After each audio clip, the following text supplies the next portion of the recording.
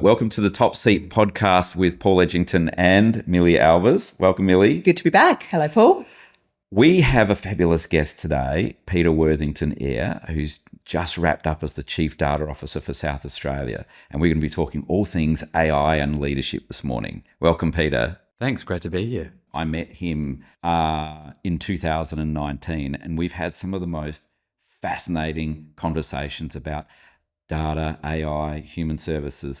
We share a passion for producing good outcomes for humans, whether they're advantaged humans or disadvantaged humans. We really like that. But we looked at delivering that value through technology. So welcome, Peter. Welcome, Peter. Thank you. Lovely to be here. So, Peter, I've introduced you as the most recently as the Chief Data Officer in South Australia for the South Australian Government. Tell us about how you got to that sort of role. What's your career history up until that point? I fell into technology, and I guess I've always been good at it, but never wanted to fully engage with it for a long time. I started playing with data and databases when I was 15. And was one of the early adopters of the internet, and ended up working at an internet provider back when we had dial-up modems that the modern generation don't recognize that sound. And I guess from there, I had a real passion for people and technology. And so what I was interested in is how can we bring social improvement and human-based approaches into the forefront using technology rather than using technology for technology's sake. So in that vein, I started my own business and ran that for a number of years down on Green Hill Road, actually, called Green Hill Media. We delivered hundreds of websites and started on online databasing systems well before they were mainstream. And I actually put one of the first find your nearest location systems on the internet in Australia.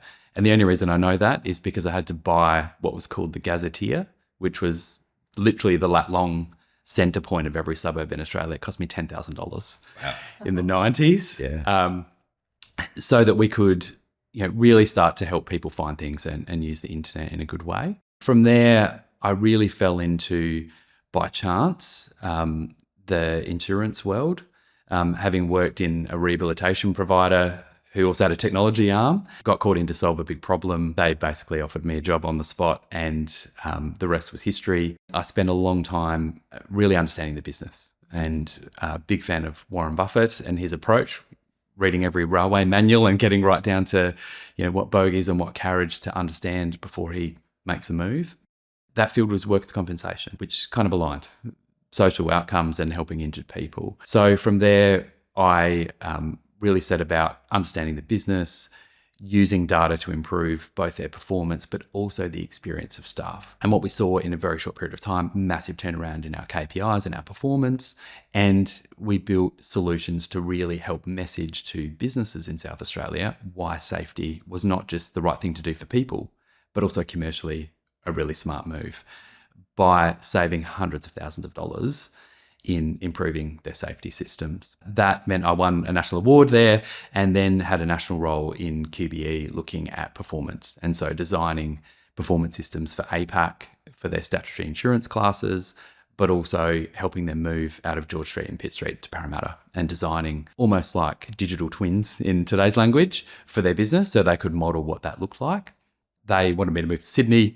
My brother moved back from Ireland, so I had to stay here, and ended up falling into another job in our work cover authority here, where I was working for 11 and a half years and privileged to work across a whole bunch of different fields, from rehabilitation to claims management and performance. That really solidified my experience. And people roll their eyes when you say workers' comp and work cover. It is the best place anyone could ever work because it touches every part of society. We deal with injured people, we deal with employers, 55,000 employers across South Australia, and the whole medical, allied and rehabilitation sector as well. So you can imagine there's a lot of data to play with. And in that world, we design lots and lots of innovative things to improve every part of that. So how do we give claims managers better data to make better decisions and organise their day? How do we review lots of files really quickly to find the ones that need the most effort? How do we benchmark medical and allied health providers to work out, are we getting a good cost benefit? And one example I remember was someone who'd seen a physio a couple of hundred times in a year. And of course, the provider team say, quick, grab the data, let's go in and have a look, and there must be a compliance problem here. We had a people problem.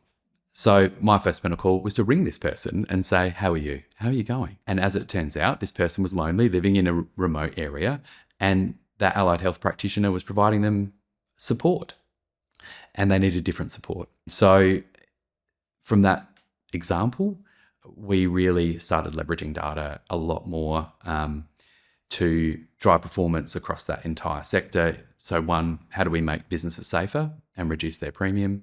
How do we make providers more accountable and understand their performance and almost league table that against each other without it being competitive? And then how do we support our frontline staff with the best tools? Because they're the people that are the most important. The human-to-human interaction. And is the technology costing them time and frustrating them? Or is it actually helping? One of the things that was really interesting that Peter just mentioned then, and it's been a topic of our conversations a lot, which is Peter made a phone call. So many people are focused on the technology and the data and the cleverness and what they think they know based on the data. Peter's little comment there around, I just made a phone call, is so powerful, because it's often what is missing in so many of these data conversations and AI conversations is, have you actually spoken to the human that you're researching? Nope. We'll make a phone call. And it's what's also interesting, I think, is the number of people that will tell you, oh, I don't answer my phone anymore, or I don't make phone calls anymore. They'll send texts, they'll communicate any way other than human to human, which is, I think, as this conversation unfolds around data and AI, and it will be, I'd have to declare, this is my bias, is to go, actually humans are the important factor in all of these conversations, but they're the part that people least want to think about. They want to think about how technology and AI affects people or what it does to people, but as far as connecting with people and or understanding the implications of what they're doing for people, I don't want to actually know about that. I'd like to make assumptions about it or form hypotheses about it, but actually making a phone call, as Peter did, to go, how are you? And how is this affecting you? Missing most of the time, in my experience. Absolutely. And I think that's the really interesting part of the journey that we're on right now globally, which is that our brains are wired for connection with humans. And there are many, many studies and experiments that you can look at to see that. But we're building things that create social isolation.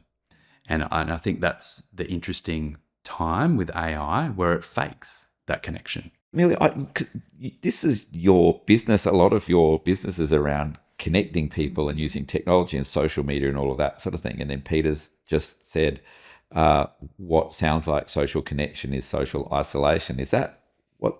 Yeah. What's your experience of that? Yeah. So I'm just feeling like a lot of, we're all trying to obviously embrace the technology in AI like never before, but we're losing this human connection, that's for sure. But I think it's now about finding this balance. It's okay, well, it's inevitable. AI technology, we need to embrace it. But how can we keep this human connection alive that's, that you can trust? I think a lot of it comes down to trust. So, what's your take on how organizations, businesses, what role do they need to play in this, space of creating technology, AI? I think Paul touched on it. It's people first. Yeah.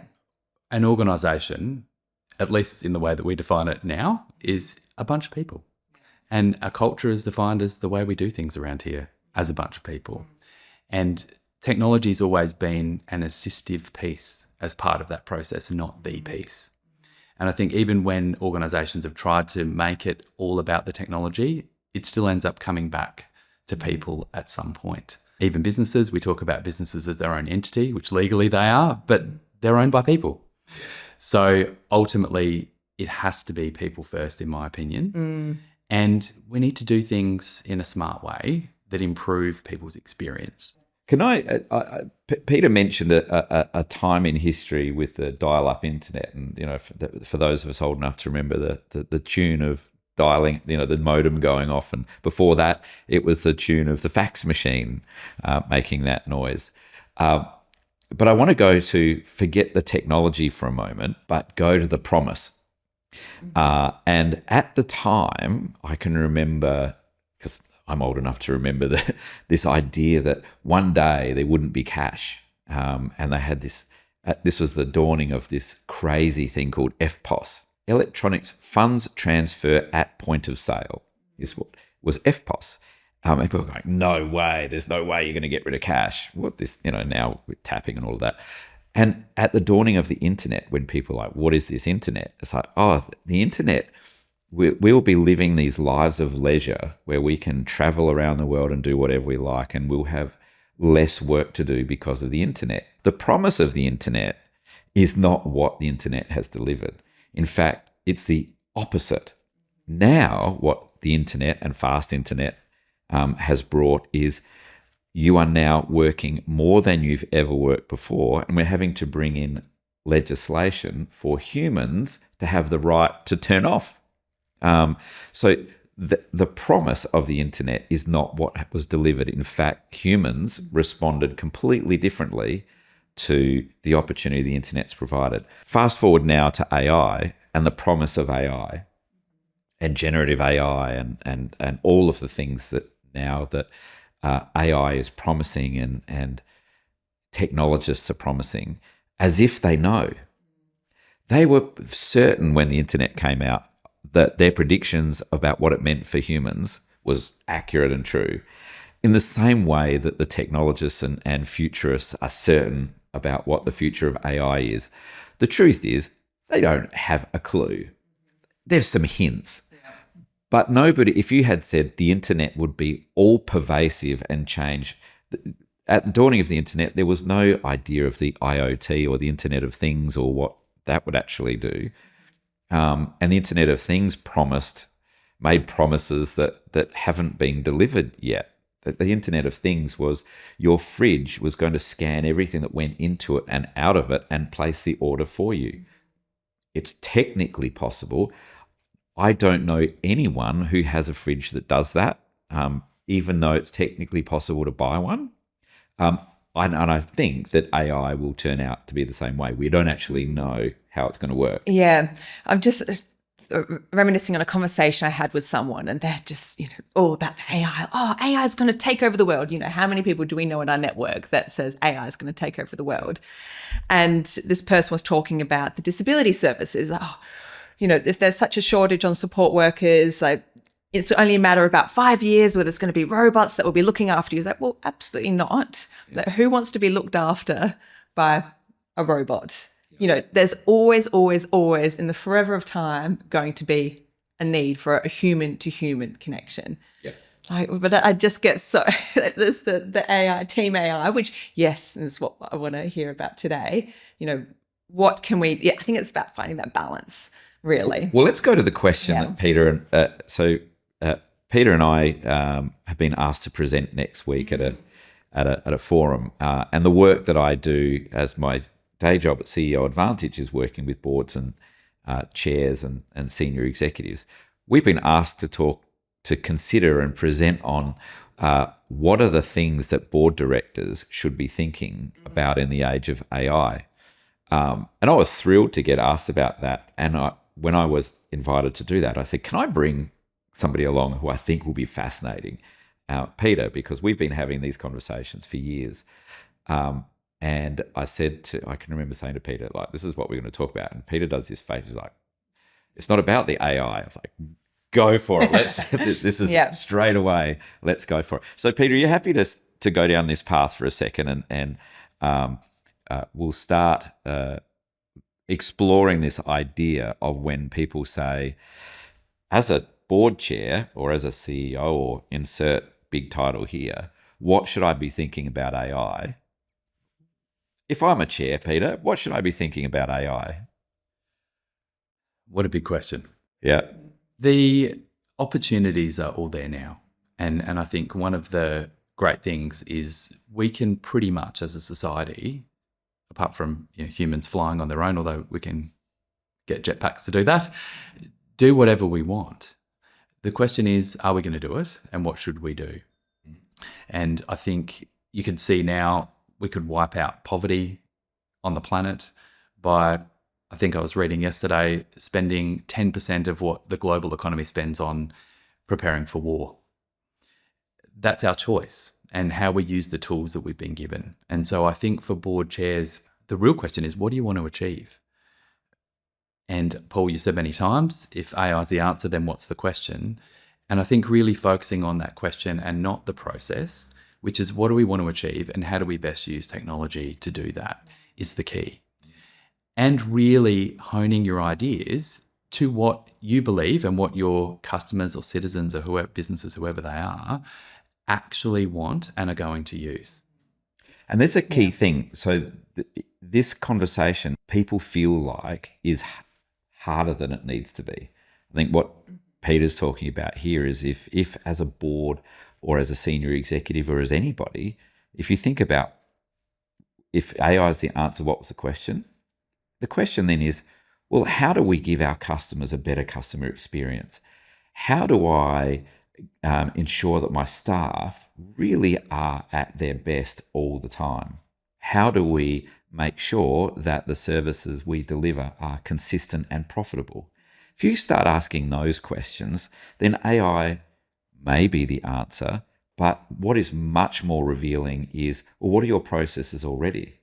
What are the customer experiences you have already? What does your staff working at their best actually look like? Who are your staff and when do they interact with clients and when do they not?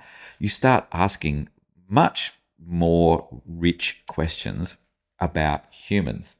And instead of going, what should I be asking about AI? It's like going, what should I ask about cars? Yay. Let's go. If it's great. If you ask me for cars, I'll bring you a Formula One car. However, if you're in the mining industry and I bring you a Formula One car, you will scratch your head and go, what kind of idiot are you? Yeah. This is useless to me. And I go, but it's fast and it's so cool and the technology is awesome. You're like, yep, the technology is awesome. It's fast, it's expensive and does nothing for me. That's where the AI conversation is going in lots of areas. I remember the internet did the same thing. That's hence the dot-com boom of the late 90s, early 2000s. We're going to do the same thing. There's an article you shared with me, Peter. Tell us about that, the article about how successful AI is at creating a return on investment. Absolutely. It only came out in the last week, but MIT NANDA delivered a bombshell report saying that 95% of Gen AI projects have delivered zero return. And that has cost $30 to $40 billion. Wow. And are these projects within that organizations have created for them specifically, or these brand new solutions that are separate companies, if that makes sense? My understanding is it's companies saying we need to get on the AI bandwagon without really working out the why, jumping in, building something, and then saying, actually, this isn't delivering what we want. And in fact, Paul and I were just messaging each other this morning about a section of that report that said a lot of the work's been done in marketing. And that front line where actually the efficiencies are in the back office. And really, in my view, it's because we've tried to implement AI as Microsoft Office instead of seeing it as a new employee in our organization. And that's the challenge, is we can pick up tools and we can put them in. And I talk a lot about total cost of ownership. These are really scary things. If an organization would really sit back and think, how much have we spent on technology? Thinking about it, procuring it, cyber securing it, reviewing it, having technology teams versus what the actual process was in the first place. It's almost like I need to get from A to B and it might be 100 kilometers. Right now, I can walk there faster than anyone could design a car, build a factory to manufacture the car, and then train someone to drive it and then drive the car there. Like, I've already been there for years. And it's not often talked about in businesses, which is actually we don't need AI. We don't need technology for this process. And this process can be augmented with technology, and this one can be replaced. And I think that's the work that we've got to do. The hard work of understanding what our customers want, what our staff need, how do we actually effectively use this amazingly powerful technology, which means that you've got an IQ of, I think it's 150 on every topic in the world in the palm of your hand. I mean, that's incredible. But what are you going to use it for? Because I don't really need to know right now how to build an aeroplane, because I'm not interested in that. But I might want to know how to execute a business process more efficiently or deliver this project. In terms of, it's interesting in terms of what should a board chair be thinking about in terms of AI. Peter's got a really fabulous balance sheet frame for technology and AI, which is just, when we were talking about it, I was like, it's such a no-brainer. But Peter, tell us about how, if you take a balance sheet lens and apply it to technology spend as opposed to any other spend and or capitalisation on your balance sheet. Just talk about that for a second. So we talk a lot about the car, the AI, the technology, and we talk a lot about cybersecurity. And board chairs at the moment are on the hook for cyber, and they're on the hook for AI too, because that's the latest hype. I think what we've forgotten is what the fuel is for that car. The technology, the AI, and what cyber's there to protect is our data. And of course, I'm going to say that as a chief data officer, but it is the most important part of our organisation. And that is where the value is. And that value is not on our balance sheet. We don't think about it that way because this is our richness.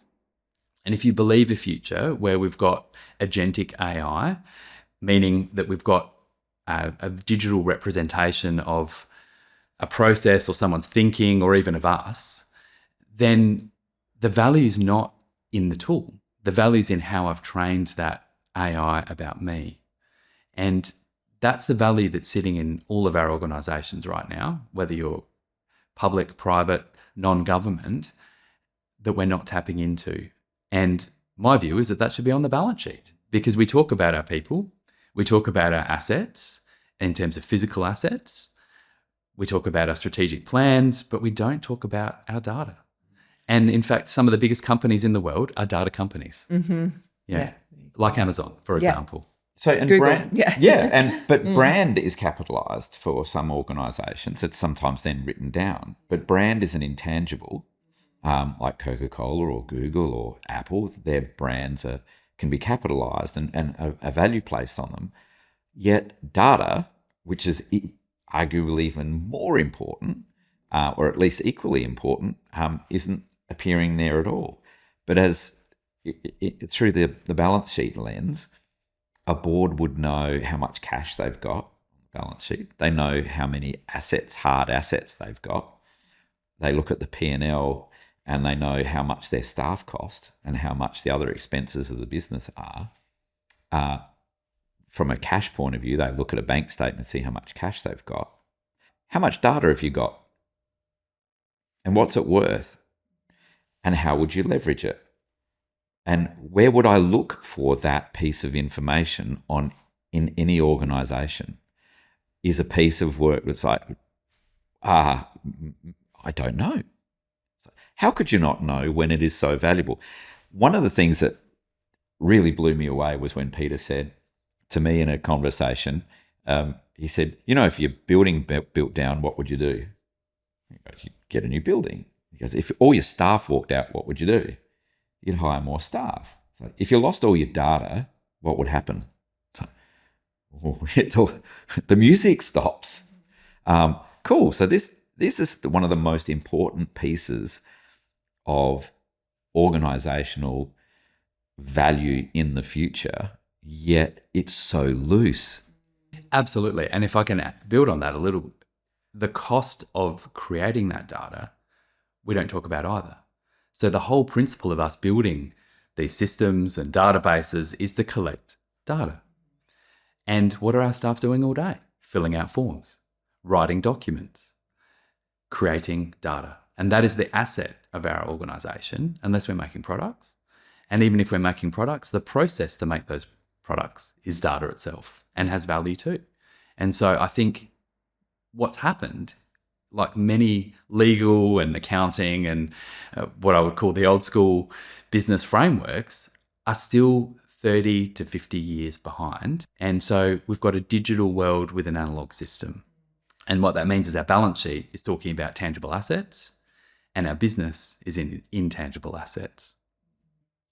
What would be some frameworks that you, let's say you're a healthcare organisation, they've got a very old school way of collecting data, the old school forms, maybe there's, handwritten forms that they're still, when you go to the doctor's office and you're filling in your form with your pen and paper and then the receptionist puts it into the system. Like for me, that is incredibly old school and analog.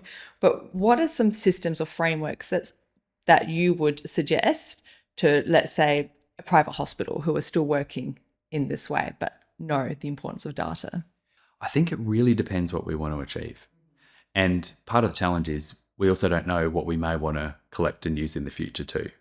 So the tools to be able to scan those documents and record meetings, I remember 25 years ago working with Drag and Dictate, capturing digital reflections of our current analog interactions has been around for a long time. So we can digitize that. But the question that I'd ask is, are we digitizing what we need?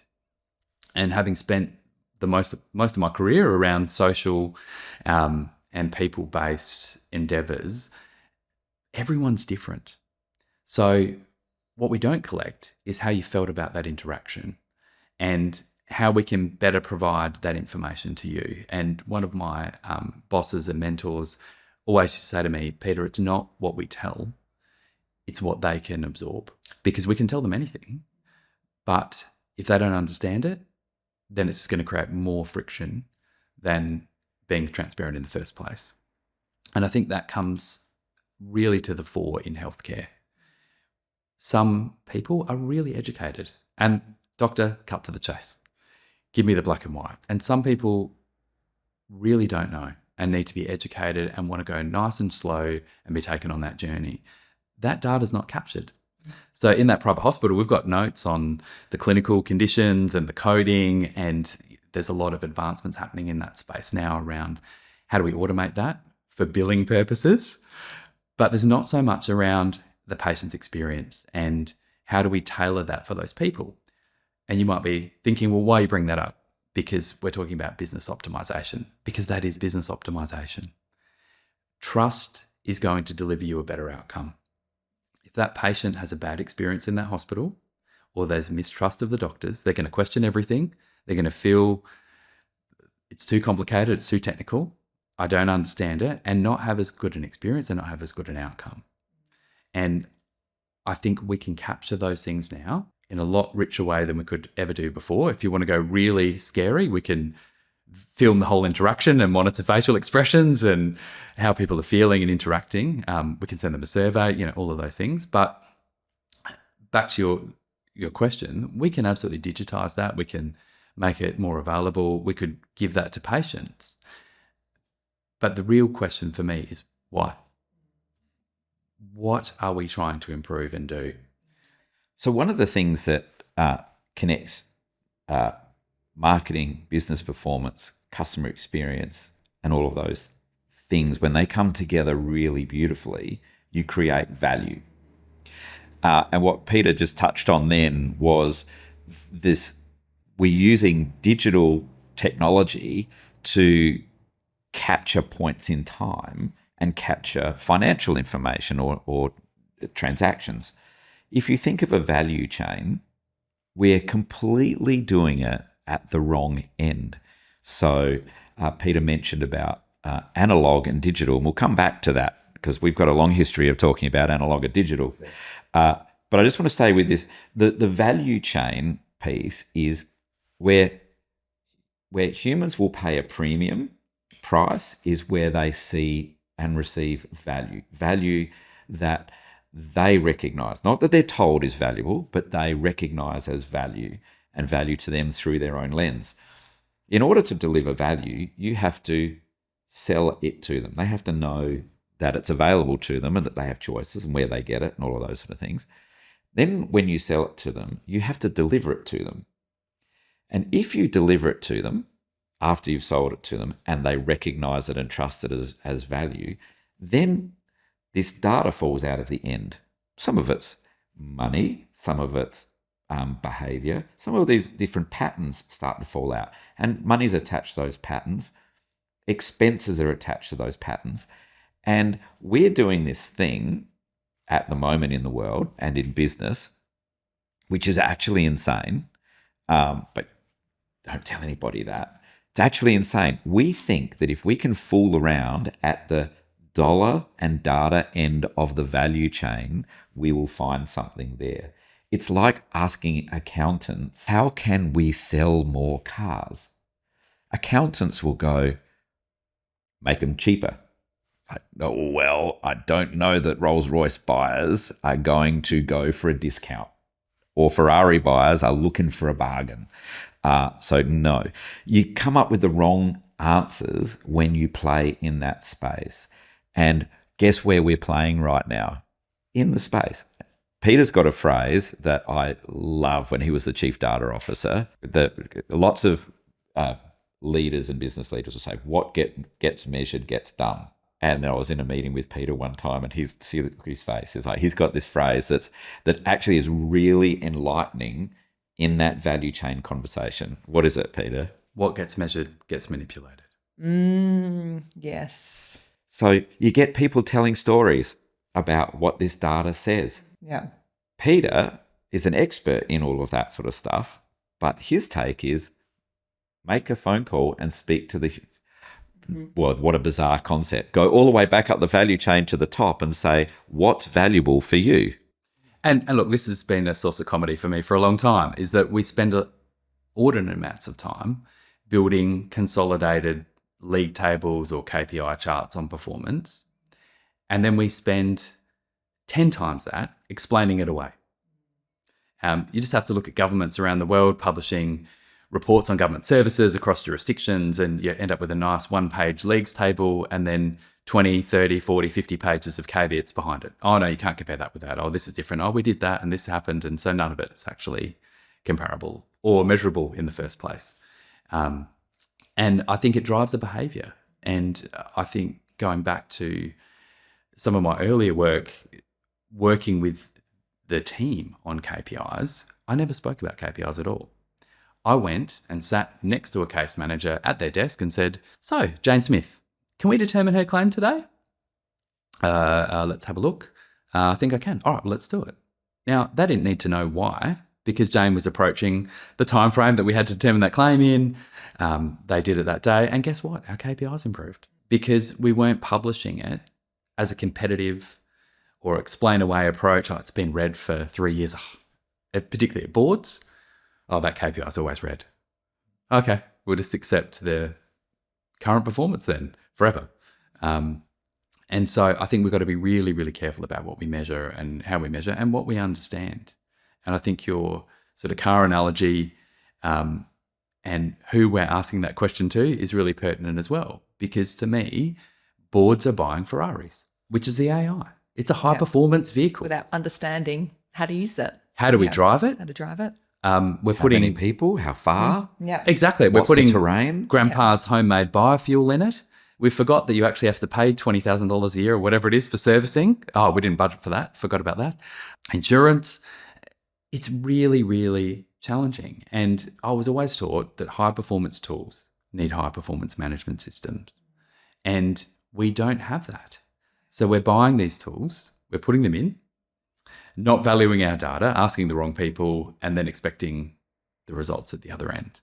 So, sorry, Millie, but that it segues into one of the key things that when I talk to board chairs and CEOs in this regard, and they say, how much should we be spending? How much should we be allocating to invest in AI? My question is, well, how much are you allocating to invest in humans? Wait, what? We were talking to the CTO or the CIO or the chief data officer about how we do that. It's like, cool, where's your HR manager and or your business leads? Because there's no point doing all of that if you've got suboptimal humans. They can't work it. If you can't drive a Ferrari, then don't give them one. But if they don't need a Ferrari, and you give them one, if your job is to be a mining exploration explorer, and they're going to go traipsing through the desert, and you say, oh, we provide a company vehicle, by the way, it's a Ferrari, they'll be looking at you like, Madam Chair, the staff look at you like you don't understand how the business works. Well, it's outrageous. These ungrateful people, look, we give them Ferraris. It's like, yeah, that's the thing, right? So how much should you invest in people? And how do you think about your humans? And that's where Peter and I have connected a lot. Yeah. And having the conversations, like looking at this example of the Ferrari in the middle of the desert, this chair of the board who thought it was a good idea to buy the Ferrari wasn't even having the discussions with the people in the team who, and I think that communication discussions, they've just jumped a lot of what's happening is people are jumping to the conclusion thinking AI is the solution without having these discussions along the way with the people and investing in the people, like you were saying, and actually finding out what's going to make, your life easier and in the end result, your customer or your client's life more fulfilling. Well, let's stay with this analogy for a second. Let's say you are the chair and you did invest in Ferraris. Turns out the Ferraris all broke as soon as the sealed road was finished. And now the staff are going, we want better vehicles. And you're like, I just invested in really good vehicles. And you're saying, A, you don't like them. B, they don't work. We lost money with the vehicles we spent all this money on, so we don't have the money left. But also now as a chair, think about yourself as a chair. Are you having a credibility crisis? And how do chairs and senior people often react to credibility crises, where you now are being asked questions about the decisions you've made and the money you've spent that hasn't worked? How do humans and powerful humans respond to that, do you think? Normally. Peter, in your experience, how do very senior people respond when it turns out that the huge investment they allocated didn't work and staff ask for more investment when the revenue didn't come in from the first investment? Look, I think there's some really good global examples about the different ways people respond. One very famous project management story is the Scottish Parliament building. If you're not familiar with it, I'd encourage you to have a look at it, where it was meant to cost something like 10 to 40 million pounds, ended up costing 400 million, because at every stage, we've already sunk this much money in. We've got to keep going, keep going, keep going, keep going. I think the other one is people get angry and frustrated. Why doesn't this work? And to quote a friend of mine, he always used to say 100% of people, when faced with a business process problem, will change the technology. And that's because we haven't really got to the root cause of what we were trying to achieve or solve. And so we're now angry because we made the wrong decision and we spent all this money. But I think the really brave way to do it is to call the time out and stop, because the best thing to do is stop spending more money and time and effort on that, not just from a financial perspective, but also cultural. Because what your staff see is that instead of spending that money on them and helping their day-to-day needs, this is really frustrating for me every day, it would only cost a small amount to fix. You've gone out and bought the new shiny thing that costs 10 times as much, because we didn't really think about what problem are we trying to solve here. And now we need to cut some costs out of the business because we've had a snafu. So guess what we're going to do? We're going to make some humans redundant and spend some more and ask our CTO, what technology can we buy to replace the humans that we got rid of? Oh, it just sounds like a big cluster. This happens all the time and it started with in the value chain. The whole conversation started at the wrong end of the value chain, and that was, how do we get more jelly beans in the jar? Well, the way you do that is you deliver more value. Do you understand how value is created in your business? We didn't start there and we didn't go back there. We just kept going, the jelly beans aren't coming out. And by the way, we used all our jelly beans, so now we're really stressed. You're having the wrong conversation with the wrong people. Exactly. And I was always told, don't get into something you can't get out of. When we're designing these projects for boards, we should be designing the exit criteria really early up front and sticking to that. We've dropped $1 million, it didn't achieve anything, we're done. And not keep going over and over and over again. And the second thing is the total cost of ownership piece, is that really, I think we would all be very scared if we went back, particularly in human services or health organisations, and looked at the costs and time that we've spent, and time as cost, on technology versus if we just kept pen and paper. And that's one of the challenges. And technology is evolving so rapidly. And don't get me wrong, I'm all for it. I use it every minute of the day. But it also creates huge problems for our data and for our understanding. Organisations now have how many records management systems? How much did all of those cost? How many CRM systems? Oh, we've got one, but we've also got the other two that we haven't shut down yet. And then your staff, what are they actually doing on the ground? Well, they're working around it. It's too complicated. Oh, I couldn't get signal over here, so I've written it down. How do you get that back into your system? Oh, we don't. So I think really understanding how do we get out of what we got into and designing that upfront is really critical, and making sure that we're truly assessing total cost of ownership, which includes the technology and the people and the time and the friction and the customer satisfaction, and understanding what problem we're trying to solve. Yeah. And if you're not doing those, you're going to end up with Ferraris on a mining site. Yeah. I think that the problem, so I know you were mentioning that what's most important is understanding the people, but what about the problem? Like, can we talk a little bit about, understanding that organizations really need to understand what problem they want to solve, and how do they find out, what the problem is? And I think we're talking very generically, which can be good and bad. What we're talking a lot about now is how do we take an existing organization and apply AI to it, which is very different to how do we create a brand new business line using AI. There are opportunities in both. And I think we are sitting on huge amounts of knowledge that enables us to do both things. So on the first part, what problem we're trying to solve and how do we work that out, the most powerful asset you have is your front line. Ask them. They'll tell you. They know straight away. They don't need the ivory tower C-suite coming in and saying, hey, guess what? We've just bought you XYZ. It's fantastic, but we still need pens and paper on the front line. And then it's doing that critical assessment, as basic as this sounds. Can we improve a manual analog process? And is that what we need to do? Can we put standardized technology in? Is that going to help? Or do we actually need AI? I think if you start there, then you're going to build culture because people see you're doing something with them, not to them. You're going to build performance because they're going to have a level of commitment to that. They're the ones that identified the problem. You're now solving it. Actually, be careful what you wish for because you might get it. We've got it now. So now we need to perform. And ultimately, they are the face of your business. But that's really different to a new line of business. And things like this, podcasts, we're sharing our knowledge.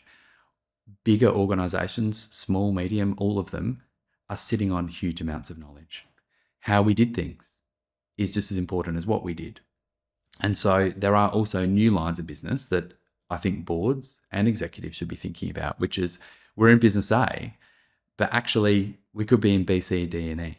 And you've got to be careful, but reimagining the value of what you have and what you are is now a real opportunity with AI, because we can sell things like our process without revealing our process. We can sell things like our secret sauce in our customer service through our data and proven results, which is totally different to the fact that we're providing the service. So I would start with the people on the front line and asking them what they want. How do we help you do your job better? There are whole industries around that. Undercover CEO, podcasts, all of this is really about that. Ask the front line. Think about what new areas and the value of your data to someone else that you could get into, and ultimately make sure that you're solving a real problem and not just buying a technology. And let's talk about one of the great obstructions then to that happening. We talked earlier about how do chairs respond when it turns out they bought all Ferraris and nobody likes them. There's a second part here as well. So the first part was there's a deep psychology. I remember it was, I think it was Dr. Robert Cialdini that said, people will preserve their self-image much longer than they'll preserve themselves. So, however, don't underestimate the power of self-preservation.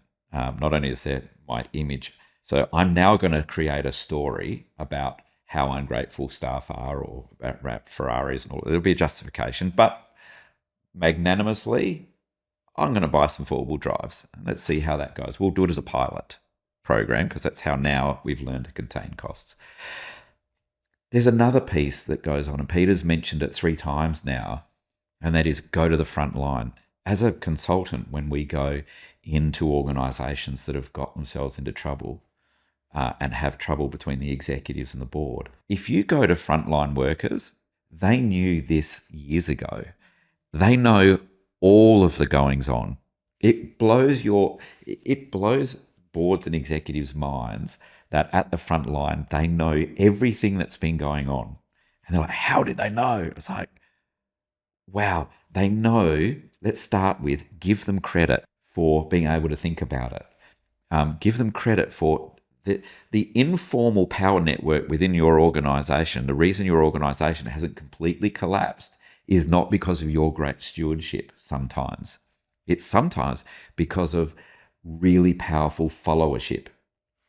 And what Peter's talking about there from a conversation with the front line and technology is that that interaction around power and this idea that the way that technology has been adopted has been with no consideration for a change in power dynamic.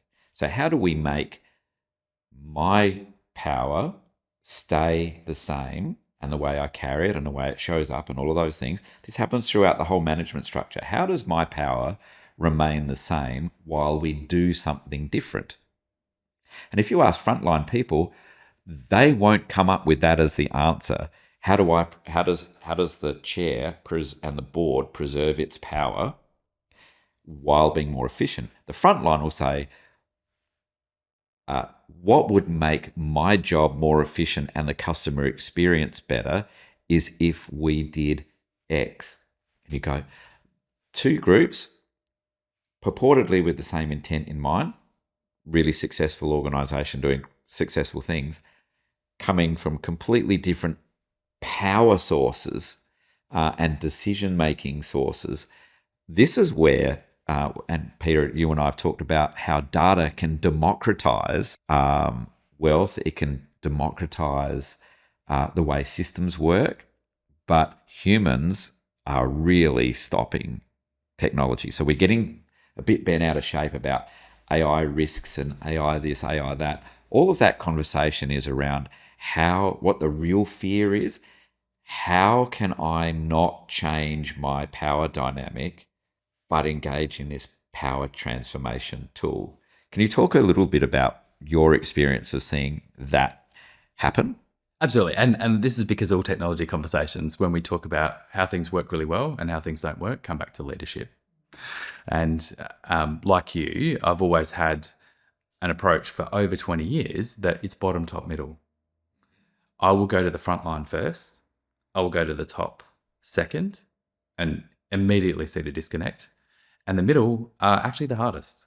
And you go to them last because really then you understand those different dynamics. Because the middle's stuck between the rock and the hard place. Correct. And so I think it also comes down to, you mentioned power a lot, Paul, and I've got a very different view of the power dynamic and the hierarchy in organisations. And really the pyramid should be inverted, that it's not CEO at the top, staff at the bottom, but actually it's staff at the top and CEO at the bottom. Because leadership to me is about accountability and risk. When things go wrong, I'm the one that takes the fall and I'm the one that's got to be able to resign. You do the work. which is very different to I've got to preserve my job and my power and make sure that I'm controlling the whole thing. And when you look at it that way, then democratizing the organization with data and technology is just how we do things around here, not anything new. When you look at it the other way, information's power. So I think it really depends, as all of these go, that we're talking about technology, but actually the problems are strategy, leadership, risk management, direction, corporate planning. It comes back to how an organization approaches that. That said, how do you do this? And I think number one is you've got to get started. The difference between an entrepreneur and someone with ideas is the entrepreneur actually does the work. So we need to start these things, and not with $10, $20 million IT projects. And you might say, well, that's easy for you to say, Peter. I've done it. That's how we do things. I could give you many, many examples. Back in the workers' compensation era, we had a team with an information in system. And what I mean by that is our computer systems were built to put information in. Very poor at getting it out. So how do we use data? Very traditionally, you build a data warehouse, you throw all your data in there. And then you give it to a data team and they write reports. Well, why does it have to be that way? If the data's the key, then we've got a system to get the information in. I can now present it to you any way I like. And that's been my view of technology for almost 30 years. The challenge is, how do I get this to look like and work for you? And so we built an information out system, which is using some very affordable tools. We presented all of the claims and case and person data in the way that they wanted to see it. And they wanted something new. Well, we changed it overnight and gave it to them the next day. What did that do? It meant that our staff were empowered. They could see everything that they needed without spending 45 minutes going to look through the system and read everything on one screen. They could manage that interaction. They could link off to where they needed to go and then put the information back in afterwards. Isn't that what it's about? McKinsey studied this well over 10 years ago and said 25 to 30% of people's time, and this is the time that you're paying your staff, is looking and finding information. Add to that email and reading, and how much work are we actually doing? And so democratizing that data gives you performance. You made a good point about entrepreneurs, founders, they have the ideas and they're, let's jump into it, and they start action and go for it. What are some roles that you think organizations, or let's say execs, need to be thinking about that don't currently exist, but they need to make it almost, essential, whether it be, chief data officer, or are there new titles that perhaps people are not thinking about? So without directly putting a title on it, because I think titles are really challenging, chief data officers range on a massive spectrum from highly technical people that write databases and produce reports through to strategic 2ICs in organizations that are leveraging technology. So I don't know what you'd call it, but I think having a right-hand role to the CEO that knows the business, knows the capability of the technology, knows the people, and can start to reimagine new ways of working, adopting that try and learn and fast failure approach. So how do we have intrapreneurship, working with the front line and getting them to be your champions? Actually, the technology is working for us. Let's try project 2. Didn't work as well. Okay, but we've got some forgiveness because project 1 worked. Let's try project 3, 4, 5, 6, 7. And that's been the fundamental basis of Kaizen and lean thinking and the 1% and rapid inch up forever. And we've never been at a better point to do that because the tools are there. So I think having that person is critical. They are, to coin the current phrase, and it's been around for a while, the unicorns, but we shouldn't shy away from that. These are the people that I think organizations need. There's software out there, without endorsing any particular one, but one I use is called Replit. You can write apps in a chat style and deploy that in your organization in minutes. Here's our form, here's our style guide, here's what I want it to do. it's near enough, good enough, let's get it out and actually start working on it. If you don't have those people, you're going to be back in big IT failures. Can I put it to you that I love that question, and I think the question is what people are asking around the place, and I think the question is incomplete because I think a person or a group of people is only a piece of the puzzle. So if you have a strong technologist, but you don't have a strong frontline connection person and you don't have a strong funder voice in those conversations, and you don't have an environment that fosters positive tension, then you won't have you can have three of the smartest people, but if it is not okay for them to have tense conversations until an answer is forced out and pops out, if you don't have that, you're not going to get the results. You'll get biases. You get this technology, people, and process. There are three dynamics there are the three tensions that have to work together. So you can't have one powerful one and two weak ones, or two powerful ones and one weak one, because it will never work. You need to have an environment that fosters tension. You have to have an environment that encourages curiosity as opposed to certainty. Now, think about how the world is working right now. The world, there's a phrase I heard the other day. It was like, "Oh, I'm really impressed with your confidence in the absence of understanding," which is a really polite way of saying you don't know what you're talking about. But there are a lot of people who are very confident in the absence of understanding because they're looking for certainty. The really great technology organizations, the really great innovators, are the ones going the opposite way to the world. They're the ones that are not lurching towards certainty and speed, and they are the ones lurching towards richness, patience, tolerance, and richness of conversations, richness of human relationships, not in terms of I've had some hardcore people say, "Oh, it's a bit soft" and all that sort of stuff. It's like, it's actually not. This is the toughest thing of all, is if you look at really weak leadership and then you ask them about how do they demonstrate curiosity. It's really interesting. I did this with a very senior person during the week, and I said, this group needs to embrace curiosity. And this manager said, "Oh, I'm very curious. I ask everybody why. Why do you do this? Why do you do that? Why do you do this?" And I was like, "And how does that work out for you?" Because this person was convinced that by asking why, they were demonstrating curiosity. I put it to her that let's ask that nobody will feel safe when you do that. And therefore, you are training people to either lie to you or at least BS you, or give you what you want, but it's not going to be very useful. So I said to her, "How about this? I'm curious to understand why you chose that method of doing things, and I'm also curious to understand what other methods you looked at before deciding that." Now, what would someone say then? And what would you understand from the answer? Because why doesn't matter.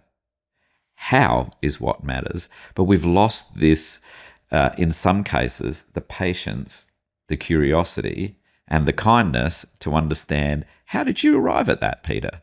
Rather than say, why did you do that? Which really means, you moron, you didn't do it the way I wanted you to do it.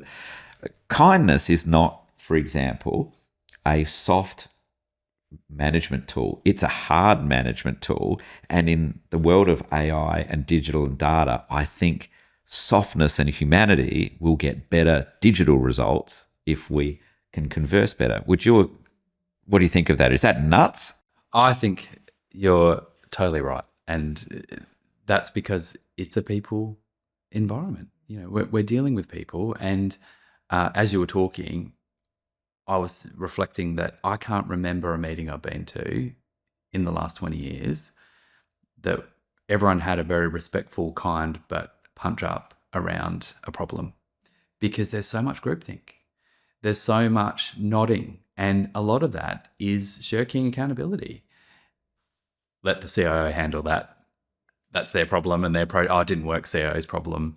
Finance didn't give me Finance funding didn't give me for that. enough money, the story. But ultimately, this is the leadership approach and the requirement for really strong leadership to mine all of those ideas, get to the core of what we're trying to do, get all of that out on the table.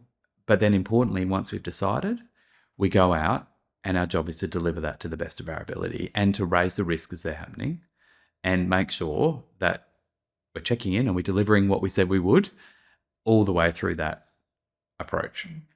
Without that, we're going to end up with people pointing fingers and saying, that was the CFO didn't give us enough money and IT didn't do this and it was your stuff up and there's a lot of attacking language because we don't have that kindness, humility. We don't know what we're trying to solve. We're doing things for doing things' sake rather than actually fixing. Yeah. Doing things for doing things' sake. Seeing that a bit in organizations, especially with technology. We're implementing this new software because it's going to reduce the incident reporting or something like that. It will help with the incident reporting, whatever it is.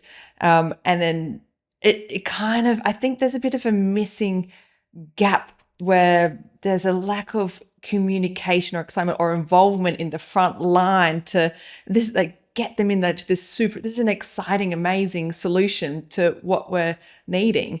But it's more of we've got this new software, let's, here's a few hours of training over a period of a few weeks and there we go. I feel like there's a disconnect of getting everyone involved and how exciting it is, and that's using technology to be. Yeah. Are you seeing, how are you seeing that in terms of, you seeing that, or is that just me? What about No. you? I think what you're talking about is really powerful. It happens all the time. Yeah. And the question is around, so why would improving incident reporting be better for us? Mm-hmm. And the reason it'd be better for us is if we harmed less people, that's awesome all by itself. But if we could discover ways to harm less people, then could we spend more time helping people? Yes, we could. Wow, I'm on board. Let's do the incident reporting. But we leave out the why. We leave out the connection for why is that even useful? Because it's immensely powerful to improve incident reporting if you have a conversation about why, and then what are you going to do about it? Is that your experience of? Absolutely. Look, so many meetings are about the process. And what we forget is why we're here in the first place. And one of my team always used to start the meeting with, in a big project we were doing in child protection, I just want to remind everyone in this room, before we get started, we are here to help children. And if this conversation deviates from that, I will pull it back to that. We don't frame things. We're delving straight into, that IT problem over there and that software doesn't work and this person put that in and this doesn't work. But how often are we starting our meetings with why? Why do we exist? Why are we here? Is what we're talking about helping or hindering? And how are we delivering that better, faster, easier for both our customers, but also our staff, because they're the ones doing the work. So I think reframing those conversations is so critical. And also building trust. You talk about IT, everyone rolls their eyes. They know, that clunky system, or this is down, or that doesn't work, and it's not built for me. But it should have been, because the technology lets you do that. And I think building a cadence where trust to me equals small agreements kept consistently over time. We said we were going to do it, we did. We said we were going to do it, we did. So how do you do that? You chunk things up. You add meaning to those chunks. You put an outcome on it that's measurable. And that doesn't have to be X% of something. It could just be I'm going home happier. I feel more productive during the day. These are all really important things. We deliver that small piece, we put it in, we check in, and we do it again. And to me, that's the way that you help achieve better performance, engage your staff, and then use technology. So if you want to see, let's stick with our Ferrari analogy. If you want to see how, in hindsight, with our Ferrari analogy, you'd get the auditors to come in and go, "Oh, whoever made the silly decision that Ferraris were the answer. I mean, we should fire them." And again, and this is how organisations work. You go, actually, that's not the question. The question is, as Peter said, at what point did we lose sight of the point? If the direction given to the decision makers to write the business case was, we need you to tell us how you move around faster and more efficiently, guess what the answer to that is? Ferraris. If you contextualize it by saying, in the context, though, of driving around in mountain ranges over rough terrain, you go, oh, because we are miners, you'd go, oh, well, that's never going to be the answer. Oh, cool. But if you leave that purpose out, if you forget what you're there for, you come up with Ferraris. And the Ferrari is a really good answer to the question you asked, which is, how do we move around faster? You came up with the right answer. Wrong question. And so if we loop back to our starting point today, is if AI is the answer, if technology is the answer, if digital is the answer, what is the question? It's really, this discipline in leadership has got to always come back to, if we've come up with an answer, let's re-prosecute it through the lens of what was the question. That's the bit that's often missing. We're moving so fast. Our hair is on fire. We've got too many things going on. We haven't placed enough value very often in organisations in pausing and just breathing and going, did we remember what we're doing this for? And to the MIT study, for anybody listening or watching this, Peter, again, what did the MIT study show that the investments in AI have generated? Zero. I wonder how often it's happening then. 95% of cases. I mean, this is not 10% or even 50%. If you had a bet, 5% odds, you're not going to take it. And it's because we keep trying to talk about the process, talk about the tool, the technology, or the Ferrari, and not talk about the goal, get from A to B, or deliver a better service. And I think we've also made it really confusing for us. We're all on our phones all the time. We're talking about the latest AI augmented approach to customer service. Times how many? How many apps are on your phone? I've got a couple of hundred. But I'm a person, and my day isn't structured into apps.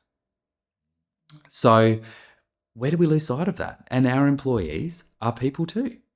They get to work, they come in, they're interacting with customers, they're having a social interaction in the office, they're delivering what we've asked them to, and hopefully in the way that we've asked them to. And then we design all the systems around them, not with them. And we don't acknowledge that they have a whole life before and after work too. One of the things that Peter and I connected on back in 2019 was this weird conundrum, which was if you are a young person who has had some unfortunate events happen to them, there is a massive number of organisations who will put you at the centre of their work. Now, on the surface, that sounds like a really good thing. I'm in trouble. There's all these big organisations who'll put me at the centre of their work. The challenge with that, while it sounds nice, is that they then look at me at the centre, or this person as the centre of the universe. But for me, I now have multiple people asking me the same question. My full-time occupation, not only am I now disadvantaged, I don't understand what you're saying, and now my whole life is spent answering your questions. Well-intended as you are, you made my situation worse. Worse still, you don't speak my language. So I say, hey, Peter, things are going wrong for me. And you respond by saying, well, can you turn your life into a series of apps, and I'll let you know whether we use that app in our department. And then if we do use that app in our department, I'll see if you're eligible to use our app. What did you just say? And that happens multiple times. So Peter and I remember going to Peter, and I was running a not-for-profit organisation, and he's the chief data officer. But what we had in common was, surely this is nuts, what's happening. And the discovery, I think, in the first instance was I drew an architecture for it, and showed it to Peter, and I said, is this nuts?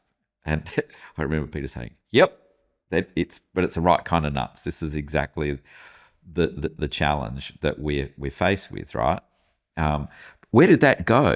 Because it became, you and I were able to design an architecture for using a process called solution creation. We were able to come up with an architecture that would dramatically change the way that customer experience would occur using technology that you largely buy off the shelf.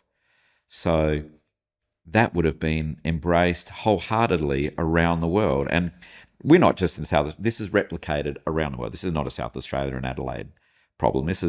This phenomenon is replicated around the world. Why doesn't it go anywhere? That's the question. And really, our constructs don't support what people want.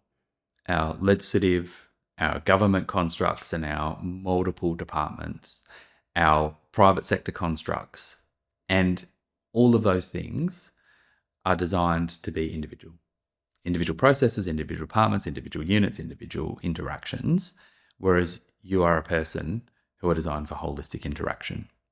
And you know the answer. The answer is we haven't gone really anywhere with it. And I haven't met anybody who does not have good intent. Absolutely. When you explain it, they go, yes, if the system worked like that, I would want to be part of it. How do I be part of it? Well, it depends on if everybody else gets on board with it too, and it stops. And the technology is there. It's been there for a very, very long time. It's much cheaper than when we first had the conversation pre-COVID in 2019. Much cheaper. But our systems don't talk to each other. Our legislation doesn't talk to each other sometimes, and our departments don't talk to each other. And I think a lot of that is we don't value people's time. You can go through a messy process. You can wait in a queue. And particularly it's a challenge for government, both the cost constraint, the legislative constraints, but also there is no competitor. If you get a bad service, you complain to that service and the service is what it is. And so the case to change is hard to drive, and the complexity is capitalism. They are all of our businesses. And so we want the separation because that's how society works, but actually people don't want that. You touched on health. I mean, big passion of mine. And I mean, what a basket case. And in fact, I was speaking at a health conference just earlier in the week, and we were talking about data from these. And someone said, well, that's not health data. That's wellness data, wellbeing data. What's the difference? And we're categorizing things and putting labels on things to, oh, well, that's not really that, but it's this. And you sit there and say, well, hang on. Yeah, here we go. We're going down the stopping the conversation by bogging it in labeling and doing putting it back into a bucket. Yeah. But at the end of the day, we and you in your phone right now have access to the global health data. What are we doing?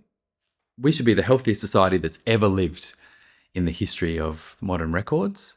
And what do we see? We're the most obese society. We're the most sedentary society. We've got mental health issues. Our kids are the first generation that might live a shorter life than their parents. Mm-hmm, mm-hmm. The amount of cancers in the 20s, 30s is insane. Absolutely. But all of that information's there.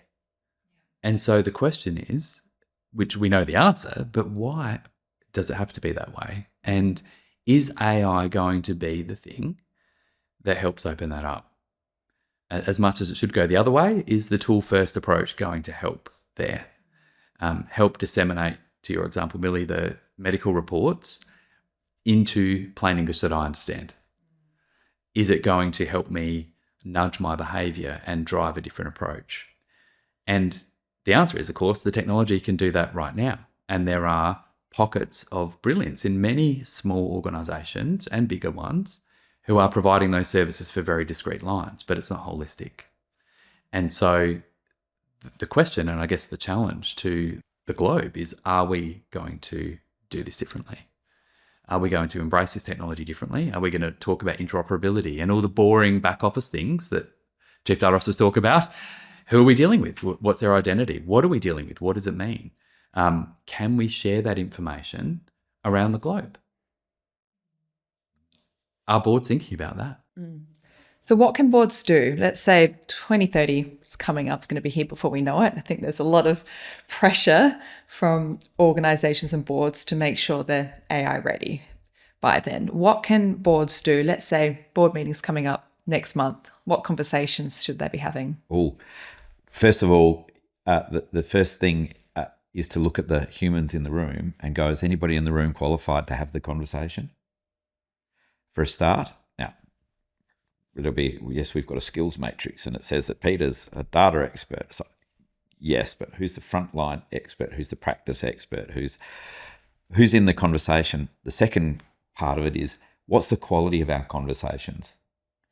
There are so many boards and board meetings that I participate in where you go, we didn't talk about the things because we've got an agenda that is too long with too many meaty things in it that we're missing the point. But we got through the agenda. So the starting point is who's in the room and how much time are we allocating to this conversation. Let's presume that we have the right people at the table, and let's presume we've allocated the right amount of time. Peter, what should we be talking about? First and foremost, what do our customers want? That is our job. So is to serve them in whatever business line you're in. So that should be the forefront of every board meeting. And are we delivering what they want? I think question 2 is, what are the opportunities? And this is the really difficult part, which is the Rumsfeld unknowns. What's happening around us in parallel industries or with technology that we haven't thought of that can help solve new problems we haven't thought of, or current problems that we haven't been able to solve? And I think, Paul, you're spot on. We don't take time in boards to sit back and strategically think about all of those things. Yet we have time because technology's made our lives a little bit easier and faster. The internet's created this leisure time for us. Correct. So I think it's really getting back to basics. Why are we here? And how are we delivering that core objective? What is the technology doing? Is it helping or hindering? And doing that real total cost of ownership based assessment. I'm a really big fan of zero-based budgeting, zero-based strategic planning. It is not done. Many times people haven't even understood the legislation in which they operate. Why haven't we looked at that? Why don't we look at history? How were we set up? Why were we set up? Why don't we go out and look at what our customers' needs are? Not just for us, but we talk a lot about co-opetition. How are we partnering? How are we partnering with similar organisations to provide a better joined-up experience for our customers?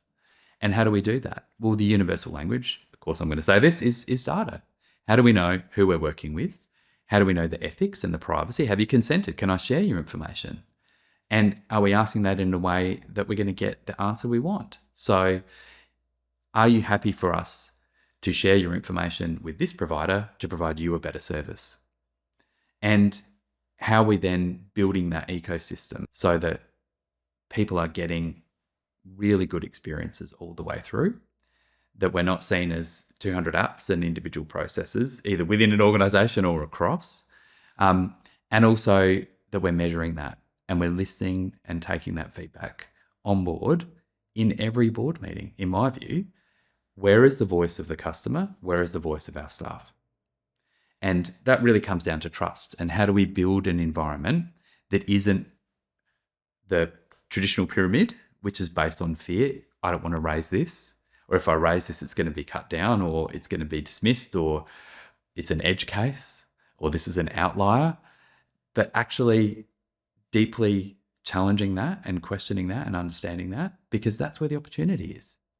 And there's a very old framework that came out of work by Stephen Karpman and the drama triangle approach. And a lot of it's applied to marriage counselling, but it applies to people too. And it said that there are 3 and potentially 4 different types of psychology around people communicating. One is someone is very good at bringing things up.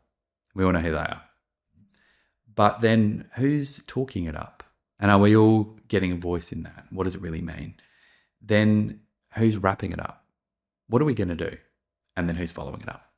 And we've got tools that let us do that. But where does that happen in a board meeting? You brought it up. Sorry, we don't have time. I'm going to get to the next agenda item. You brought it up and, they always bring that up. Someone else is talking about, they brought it, now that you mentioned that. But are we doing the last 2? Are we wrapping it up? Okay, well, what are the next steps? How are we going to do that? And then are we following up that actually happened? Because if we don't engage our staff, then we're not going to get the embracing of the technology that we need, and particularly now, because the rapid cycle is going to mean that we're going to have lots of different technology out there. It's not by a computer system 25 years later, we're still using the same thing. It could be 20 months. And how are we making sure that they see that as valuable? Not, here's another thing that's going to cost me my whole day. So Peter touched on a lot of things there that all fall under the category of time. And a lot of, again, earlier in the conversation, we talk about the value chain of time is one of those things that's counted as an output. Moving time out of the end of the value chain and putting it back up the top into a board meeting and saying, when do we make time to consider what are we here for, what's going on around us, is happening to us as individuals all the time. And it's where the AI conversation, how can AI save us time? Why do you need to save time? If saving time is the answer, what was the question? I don't have enough time. That's a very different thing. Why don't you have enough time? Because you're taking on too many things, because you're not making time to prioritize. You're not making time to wrap things up and follow them up. So you're having to run around in circles. If AI saving you time is the answer, go back to what was the question. And if the question is, I don't have time, how do I get more time? That's only partly a technology question. It's also a deeply human question, and it's an individual question. And if you're not prepared to face the individual question, as in your behavior, and the human question, how do you make time for the people around you, then the technology question is not going to give you the answer. You're going to come up with Ferraris for minds when you do that.